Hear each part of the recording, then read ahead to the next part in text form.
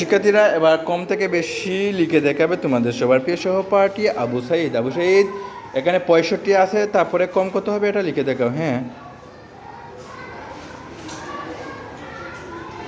হ্যাঁ হ্যাঁ, কম থেকে বেশি, হ্যাঁ তারপরে ঠিক আছে, হ্যাঁ ধন্যবাদ, এক্সিলেন্ট, হ্যাঁ গুড বয়। নয়, ঠিক আছে, এটা সুন্দর করে লিখো, এটা ভিতরে লিখো, ছটা ছোটো করে লিখো আর নয়টা একটু আরও ছোটো করে লিখো, হ্যাঁ যেভাবে বোঝা যায়। হ্যাঁ ধন্যবাদ, এবার 9 লিখো।